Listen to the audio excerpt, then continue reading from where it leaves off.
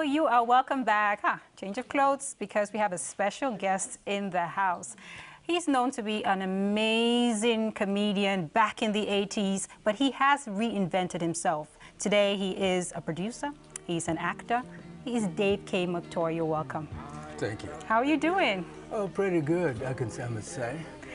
We're happy to have you because we know of your achievements and we can only celebrate what you had done in the past, but we are thirsting to know what you've been up to since then. But first off, let's rewind to the 80s. How did you get into comedy? Oh, it's pretty long. Just summarize it a little bit. Say, well, yes. Something that came very naturally. Yes. It came very, very, very naturally. First of all, I was in high school. I was an athlete, more of an athlete. Okay. Really, because athletes would travel. But I would entertain my classmates, and they found some talent in me, which I didn't recognize myself. So later on, at university, I started doing appearances, and then I had stand-up ovation. So I started believing in myself. That's briefly how it became. Then in 1977, I created the Uhuru Drama Group. Yeah. Yeah, the Uhuru Drama Group. So that is how it started. Now, if you look back, why do you think you were so successful? I'd like to hear it from you. Why do you think you were so appreciated and successful in your art?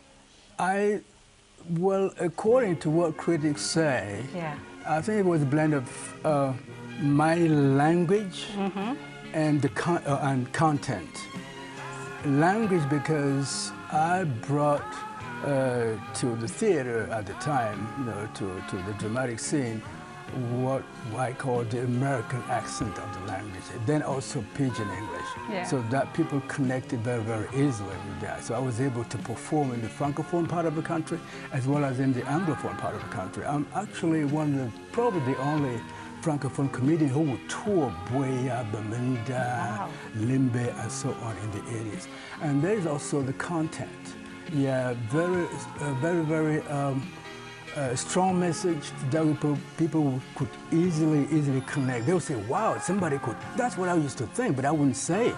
Controversial, yes. Exactly. He's saying it. That's my mouth right there, talking. But I'm here. So a little bit of both of that, essentially. And also probably the acting. A lot of acting. There was a lot of acting with a drama group. And then you kind of left the scene for a while. I'm sure so many people are lifting their eyebrows now to wonder what you were up to during that period. Well, I've been in America for 20 years now. 20 years. Yeah, 20 years. Yeah. 20. What have you been up to? Maybe in a moment we might take a listen to some of the things that I do. Tell us about it while they get to watch. Yeah, what? I just right upon my arrival, since here I was apart from being an actor and a playwright, I was also a high school teacher of languages. I was a teacher of German. I was a teacher, Alsatian Roller Clark. I was a teacher of German before I left. So I went back to teaching for a while. Yeah, I went back to teaching for a while, high school, and then with more training, went up to college.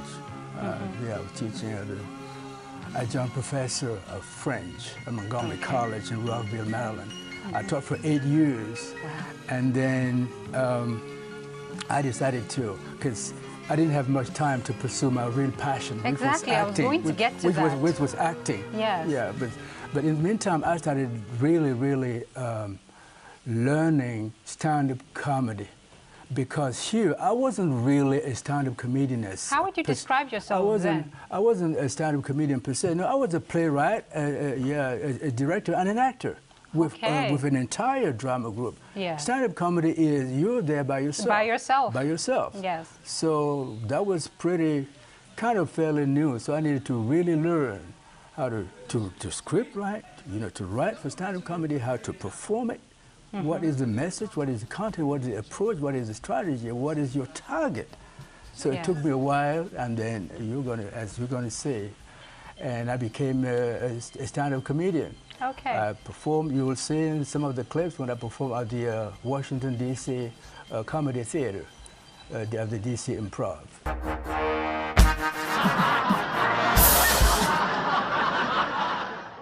You guys ready? Please welcome Dave Moktoi.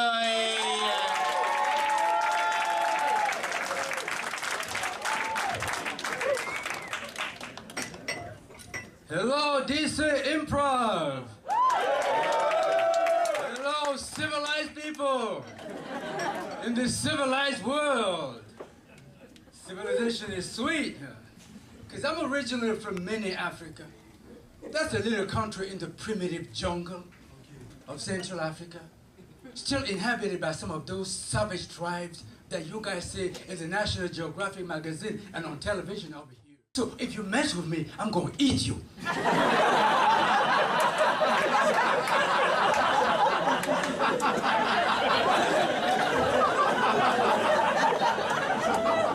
So to save your life, and looking at the demographics here tonight, first, I'm thinking, lucky me. You know why? White meat is very healthy. So to save your life tonight, one tip, Dave Moktoi, funny or not funny, you got a life anyway. And put your hands together. Put your hands together. So that was the shift. Then I also became an interpreter.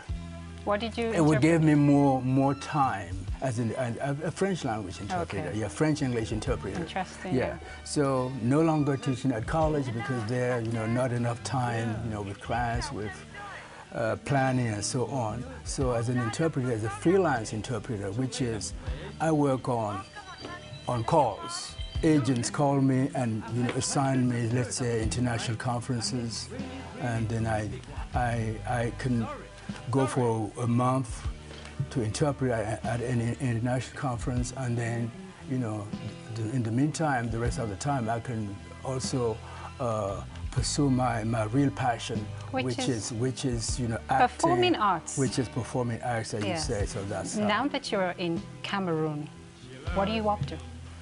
I'm here with two major projects.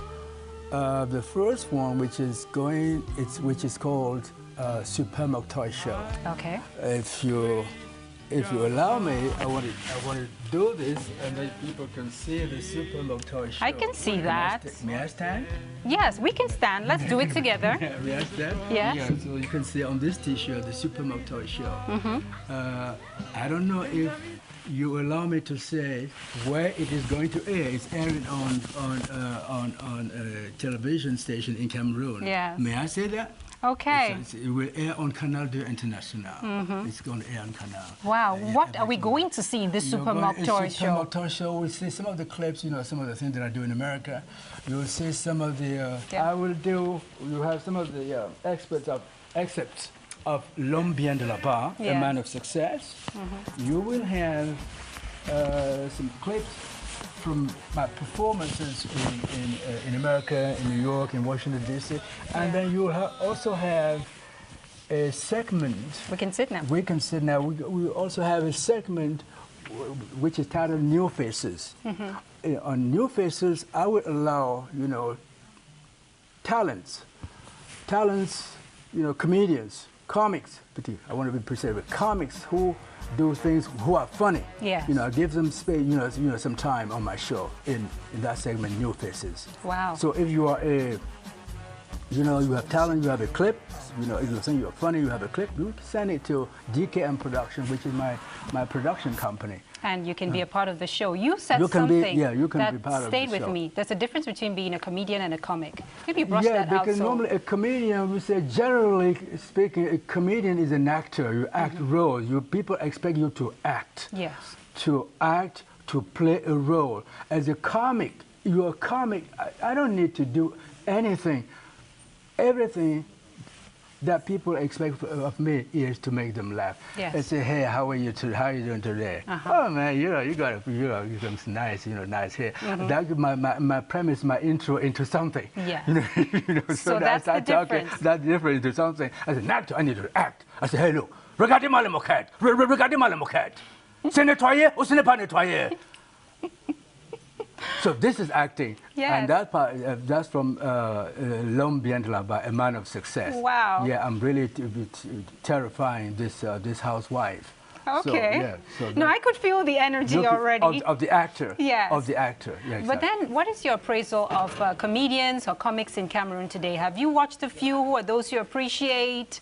Tell us about your thoughts. Right now, I don't come here to study. I don't study them. I want them to come to me. Okay. I don't study them. I want them to come and show me what they can do. Okay. Okay? That's what I expect them to do. Now, we need to know the other side of Dave K. Moktoi. What other side? I hope. This one? I know, no, I think you know where I'm heading to. Is it this side you want to see? Because all this time you've been on one side. Now let the viewers see the other side. Yes, we can do it. We can do the other side. Let the viewers see the other side of me. So, Dave, are you married? Are you a family man? Are you in love? Is your heart broken? We need the details. Is that the other side? Yes. Oh, okay.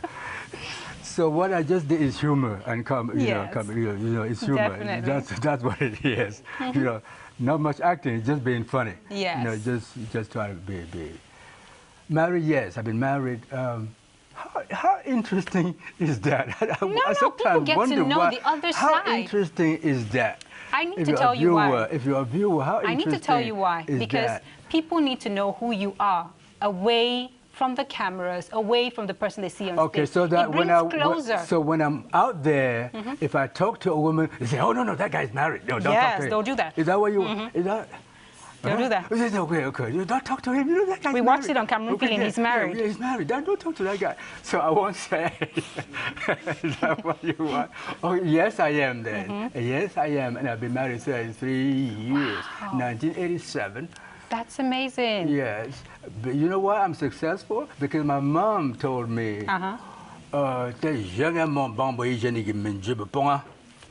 what does that mean? Yeah, I'm from the Western. Okay, what does that mean? It means you always bear in mind that if she's not happy, you're not happy. I love your mom already. Yeah, and then a good man, a strong man is the one who knows how to protect a woman.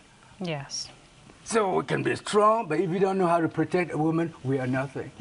So do you put a little bit of your experiences from your childhood into your work? Oh, I love it. I do a lot of...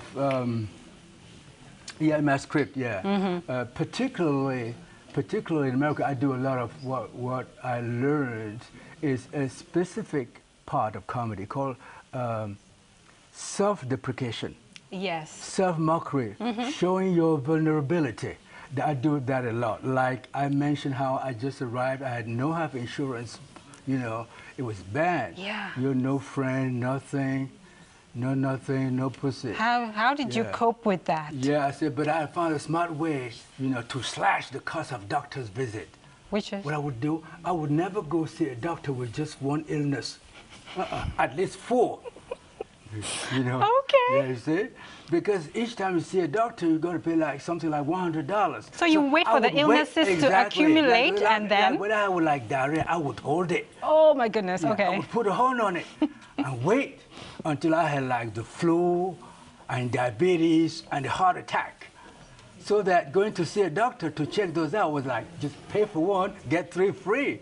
Wow, this is Dave K. Moktoi for you, Unfiltered. It's a miracle I'm still alive. It's a miracle. People say it's a miracle, but those experiences are what make you so funny. Exactly. And we thank you so much for this little bit of your life you cared to share with us. And we're hoping that you come back again and we have a longer chat. The pleasure has been entirely mine. And mind you, I'm here, I'm going to be here for a while. Okay. And you need me, I think I may come back for, you know, for more entertaining. More entertainment. And provide also some updates. Yes, you know, on what you've been up to. On what I've been doing. Thank you again. Thank you. We'll take a break and we'll be right back.